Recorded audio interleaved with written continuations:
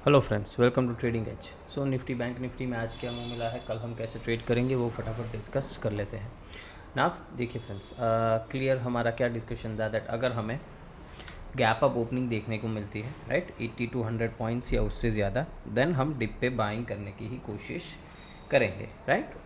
यहाँ पे हमें ये गैप अप एक देखने को मिला, ठीक है, ऑलमोस्ट आई गेस 90 पॉइंट्स का कुछ गैप अप था if I am not wrong. और यहाँ से फिर मार्केट ने डिप किया, तभी यहाँ पे टेलीग्राम पे अपडेट किया था आपको दैट ये डिप बाय हो जाना चाहिए, यहाँ पे सेलिंग की कोई अपॉर्चुनिटी मैं नहीं देख रहा। ओके, और यही वीडियो में हमने डिस्कस किया था। तो देखो, इससे बढ़िया आपको मूव मिल नहीं सकता, ठीक है, इससे स्मूथ और बढ़िया मूव नहीं मिल सकता। बिल्कुल ही जैसे प्लान किया था उसी तरीके से देखो, प्रीवियस डे के क्लोजिंग के आसपास आया, यहाँ पे सपोर्ट लिया मार्केट ने और फिर यहाँ से एकदम एक स्मूथ मूव दे दिया, ऑलमोस्ट 120-130 पॉइंट्स प्लस का यहाँ पे मूव एक स्मूथ गो में दे दिया। और आपको क्लियरली एक चीज़ बताई थी मैंने दैट अगर 24 300 340 इस जोन्स के ऊपर निकल गए देन 24 500 हमारा टारगेट हो जाना चाहिए। और ऑलमोस्ट मार्केट देखो 481 का इसने अभी हाई लगाया है, वहाँ से अभी रेजिस्ट कर रहा है ना। यहाँ से डेफिनेटली ये रेजिस्ट करेगा बिकॉज 24 500 एक राउंड नंबर है, यहाँ पे अच्छी खासी अभी कॉल राइटिंग हो रखी है। ओके ना, आज यहाँ पे कोई कॉल राइटिंग में एडिशन नहीं हुआ है, ये एक अच्छी बात है। बट जो पुरानी राइटिंग है ओके, वो अभी भी वो राइटर्स अभी भी यहाँ पे बैठे हैं और अच्छा खासा ये एक रेजिस्टेंस का लेवल है ना। इसके ऊपर निकलते हैं देन डेफिनेटली हम ऊपर 24 800 और 750 800 ये वाला जोन टारगेट करेंगे। बट अगर इसके ऊपर नहीं निकलते तो क्या करना है, देखो सिंपल है, अभी 15 मिनट के चार्ट पे आ जाते हैं। ओके, अगर डेली चार्ट भी एक बार आपको दिखा दूँ देन डेली चार्ट पे देखो, हम यहाँ पे एक रेजिस्टेंस लेवल पे ही आ रहे हैं। ओके, ये एक रेजिस्टेंस लेवल है, पास्ट में भी जितनी बार मार्केट यहाँ पे आया है वहाँ से डिप किया है, यहाँ से अच्छा खासा डिप किया है ना। अब यहाँ से देखना पड़ेगा दैट क्या यहाँ पे देखो, एक चीज़ हो सकती है कि यहाँ पे हम एक दो दिन होल्ड कर जाएं। ओके, अगर मार्केट को ब्रेकआउट देना है तो हो सकता है कि तुरंत ये ब्रेकआउट ना दे और एक दो दिन यहाँ पे थोड़ा टाइम पास करे और उसके बाद अगर ब्रेकआउट मिलता है तो वो ब्रेकआउट सस्टेन होगा। मेरे लिए यही अच्छा रहेगा कि यहाँ पे मार्केट थोड़ा कंसोलिडेट करे। ओके, 500 530 से लेके नीचे यहाँ पे ऑलमोस्ट आप मान लीजिए 24 350 या 400 पकड़ लेते हैं।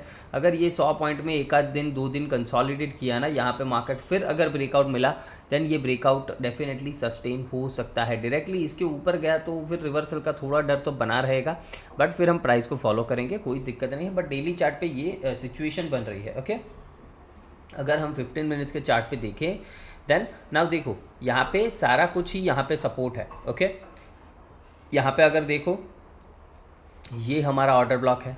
ओके, जहाँ मार्केट अभी ट्रेड कर रहा है ये हमारा ऑर्डर ब्लॉक है। डेफिनेटली यहाँ से बाउंस मिल गया, अभी मिल गया, या कल गैप अप ओपन हो गए तो यहाँ से ही हम मानेंगे कि ये ऑर्डर ब्लॉक से बाउंस आया है।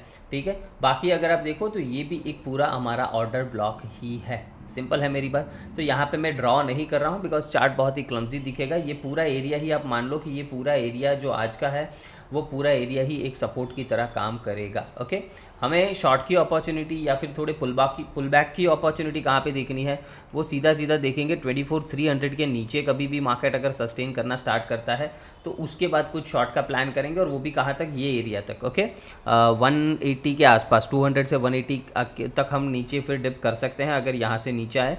बट तब तक आपको क्या करना है, देखो बहुत ही सिंपल है। ये ऑर्डर ब्लॉक से मार्केट अभी रिएक्ट कर रहा है। अगर मान लेते हैं कल फ्लैट ओपनिंग हो गई और यहाँ पे ऊपर क्रॉस कर देता है ओके 480 के लेवल को, 24 480 के ऊपर यहाँ पे क्रॉस कर देता है तो हम बाइंग कर सकते हैं। क्यों? बिकॉज यहाँ पे ऑलरेडी एक प्राइस एक्शन बन चुका होगा, तो आप डायरेक्टली यहाँ पे ब्रेकआउट पे बाइंग कर सकते हो। बस एक चीज़ का ध्यान रखना कि 500 से अगर मार्केट थोड़ा बहुत ऊपर जाके तुरंत रिवर्सल देता है देन उस केस में फटाफट एग्जिट भी कर लेना। ओके, छोटा मोटा लॉस लेके या फिर कॉस्ट टू कॉस्ट एग्जिट भी कर लेना। वाई? बिकॉज हो सकता है वहाँ से हमें रिवर्सल भी देखने को मिल सकता है। ओके, हो सकता है मार्केट ऐसे ट्रैप करे, पहले ऊपर जाए और फिर यहाँ से ऐसे सीधा डंप कर दे, ये भी एक चीज़ पॉसिबल हो सकती है ना। अगर गैप अप ओपन हो गए कोई दिक्कत नहीं, गैप अप ओपन होके अगर हम 24 525 के ऊपर सस्टेन करते हैं, ओके ये लेवल याद रखना, 24 525 के ऊपर सस्टेन करते हैं आपको बाइंग ही करना है। 24 750 से लेके 800 तक का टारगेट देखने को मिल सकता है। ये कौन से केस का सिनारियो है, अगर मार्केट गैप अप ओपन हो जाता है तो गैप अप ओपन हो गया देन रुकिए, देखिए यहाँ पे सस्टेन करके 525 के ऊपर सस्टेन करता है तो आप डेफिनेटली एक बाइंग का ट्रेड इनिशिएट कर सकते हैं। गैप अप के केस में आप सेल भी देख सकते हो। Okay, Y? बिकॉज मैं बता रहा हूँ यहाँ पे अच्छी खासी लिक्विडिटी पड़ी है। अगर हम थोड़ा चार्ट को जूम आउट करें, ये देखो, ये मैंने लाइन इसीलिए ड्रॉ करके रखी है, ये सारी लिक्विडिटी पड़ी है। ओके, ये सारे ऑलमोस्ट रिलेटिव इक्वल हाइज हैं। ओके, तो हो सकता है इसको स्वीप करके मार्केट नीचे आए, पॉसिबल है। तो गैप अप के केस में अगर मार्केट मान लो गैप अप ओपन हो जाता है 70-80 पॉइंट, ऐसा कुछ 550, 560, 570 यहाँ पे कहीं पे ओपन हो जाता है, और यहाँ से अगर नेगेटिव प्राइस एक्शन बनाता है तो एक बार के लिए आप शॉर्ट कर सकते हो। उस केस में आप टारगेट क्या रखेंगे? ये स्विंग लो का आप टारगेट रखेंगे, मतलब ऑलमोस्ट 24,380 के आसपास तक का आप टारगेट रखेंगे। अगर गैप अप के बाद हमें एक डिप देखने को मिलता है तो फिर यहाँ से वापस से फिर बाइंग करने का ही देखेंगे। ओके, यहाँ पे एक बार बुक कर लेंगे शॉर्ट्स और फिर बाइंग का ही देखेंगे।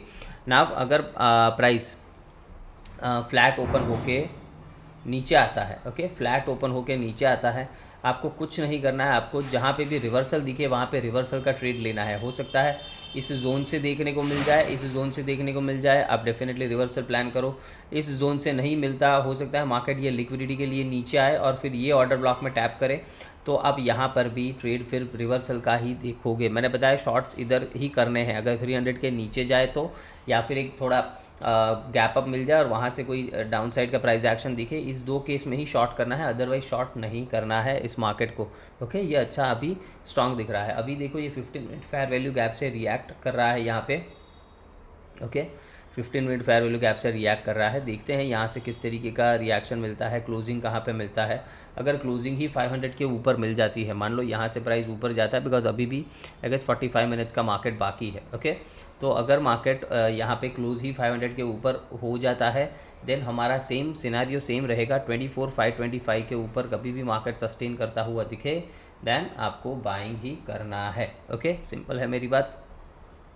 नाउ आ जाते हैं बैंक निफ्टी पे। इसमें भी देखो सिंपल, कल आपको बताया था दैट यहाँ पे हमें 30 मिनट्स का एक ब्रेकर दिख रहा है। ओके, आपको यहीं पे बताया था दैट यहाँ पे हमें एक 30 मिनट्स का ब्रेकर यहाँ पे दिख रहा है। देखो एक डाउन मूव, अप मूव, फिर ये मैंने बताया था, ये कंसेक्यूटिव सारी कैंडल्स जो है ये सारा ही मेरा ब्रेकर है।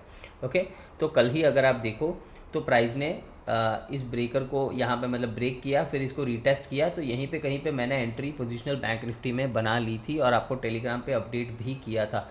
इसका टारगेट मेरा सीधा ये लेवल है -2 से 2.5, मतलब 53,000 से लेके 53,200 तक का मेरा टारगेट है। ये पोजीशन अभी मैं होल्ड कर रहा हूँ। ओके, सिंपल है मेरी बात। तो बैंक्स में भी मूव अच्छा ही मिला है, जो डिस्कस किया था उसी हिसाब से, दैट अगर इसके ऊपर जाता है, गैप अप ओपनिंग हुई, स्लो एंड स्टडी ये ऊपर ही गया। यही सारे हमारे पहले टारगेट्स थे, 50 to 700, 600 के आसपास ही हमारे टारगेट्स थे। वहीं मार्केट अभी होल्ड कर रहा है bank Nifty.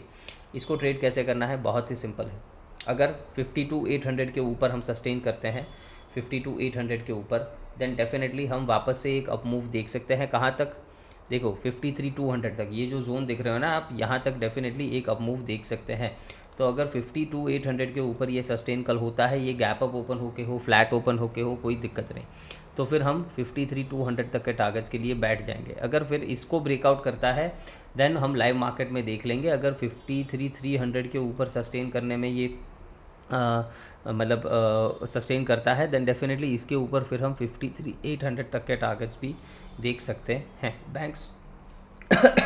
Banks definitely strong लग रहे हैं। ओके, नाउ अगर इसमें हम ऑर्डर ब्लॉक की बात करें, ओके, एक तो ये ऑर्डर ब्लॉक हमें देखने को मिल रहा है, यहाँ पर ये भी एक ऑर्डर ब्लॉक की तरह ही काम करेगा, तो इसको भी हम यहाँ पे ड्रॉ कर लेते हैं। नाव इसमें एक बार मैं 1 आवर का चार्ट दिखाता हूँ। ओके, नाव देखो यहाँ पे अगर हम फ्लैट ओपन होके नीचे आते हैं या फिर गैप डाउन ओपन हो जाते हैं, एक चीज़ याद रखना है, 52,500 से 400 का जो लेवल है ये एक स्ट्रॉन्ग सपोर्ट की तरह काम करेगा। ओके, तो अगर नीचे आता भी है तो यहाँ पे कहीं से भी आपको बाइंग की ही अपॉर्चुनिटी देखनी है, इसको शॉर्ट नहीं करना है। कब तक? जब तक इन लेवल्स के नीचे ना जाए, 51,800, 51,900, जब तक इसके ऊपर है आपको डिप पे बाइंग करने का ही देखना है। अगर डिप आता है आपको शॉर्ट करने की कोई ज़रूरत नहीं है, जहाँ से रिवर्सल आता हुआ दिखे आपको बाइंग करना है, वेरी सिंपल। ओके, तो बैंक्स में क्लियर रखना है, कहीं से भी इसको शॉर्ट नहीं करना है।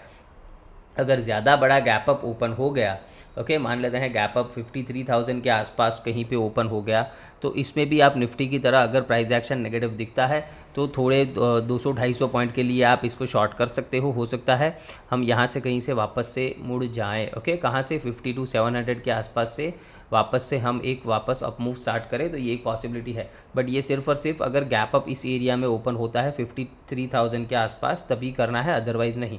फ्लैट ओपन हो के ऊपर जाता है स्लो एंड स्टडी आप बाइंग ही करोगे, ओके। होप ये एनालिसिस आपको समझ में आ रहा है। और मिड कैप की बात करें, देखो मिड कैप में एक अच्छी अपॉर्चुनिटी मुझे यहाँ पे दिख रही है, ओके। यहाँ पे ये प्राइस बहुत टाइम से सस्टेन कर रहा है, आज पूरा दिन सस्टेन किया है, तो कल अगर हम 12,800 के ऊपर जाएंगे देन इस लेवल को मैं अभी यहाँ डिलीट कर देता हूँ, बिकॉज आई डोंट थिंक यहाँ से प्राइस रिएक्ट करेगा, बिकॉज यहाँ पे अच्छा खासा कंसोलिडेशन कर दिया है। और अगर डेली चार्ट भी आप देखो देन इसमें भी आपको क्लियर कट समझ में आ जाएगा ना। अब देखो यहाँ पे क्लियर कट आपको दिख रहा है दैट इस लेवल के इस स्विंग के ऊपर प्राइस कंफर्टेबली सस्टेन कर रहा है, इसमें एक अप मूव पेंडिंग है, ओके। मिड कैप्स में भी एक अच्छा अप मूव पेंडिंग है, कल आ सकता है। किस तरीके से, सिंपल है, 12,800 के ऊपर अगर ये सस्टेन करता है देन सीधा सीधा हमें पहला टारगेट देखने को मिलेगा 12,900 से लेके 920, और अगर इसको क्रॉस कर दिया देन 13,000 तक, मतलब ये जोन तक हम ऊपर जा सकते हैं। तो इसको ध्यान रखना है, 12,800 के ऊपर कल ये दिखा देन आप इसमें लॉन्ग प्लान कर सकते हो। इसमें एक ही प्लान है, ओके, और कोई प्लान इसमें है नहीं। ये लेवल भी अभी डिलीट करते हैं, बाकी इसमें ऑर्डर ब्लॉक वगैरह आपको देखना है देन ये एक क्लियर कट यहाँ पे हम एक ऑर्डर ब्लॉक मार्क कर सकते हैं, ओके ओके ठीक है। बस यही यहाँ पे अभी इसी लेवल की बात करेंगे, और ये एक इम्पॉर्टेंट सपोर्ट की तरह काम करेगा। ये एरिया कौन सा है, 12,660 के आसपास का एरिया है। 660 से लेके 630 का ये जो एरिया है 680, ये एरिया एक सपोर्ट की तरह काम करेगा। वाई, बिकॉज यहाँ पे मार्केट ने 2 दिन रजिस्ट किया, फिर इधर से इसको ब्रेकआउट किया, तो इसका अगर रीटेस्ट मिलेगा तो ये एरिया आपके लिए डेफिनेटली सपोर्ट की तरह काम करेगा। यहाँ से भी आप अगर डिप मिलता है तो बाइंग की अपॉर्चुनिटीज़ ही देखेंगे, ओके। तो होप आपको ये पूरा एनालिसिस समझ में आया है। वीडियो को लाइक शेयर एंड सब्सक्राइब ज़रूर करना है फ्रेंड्स। Thank you.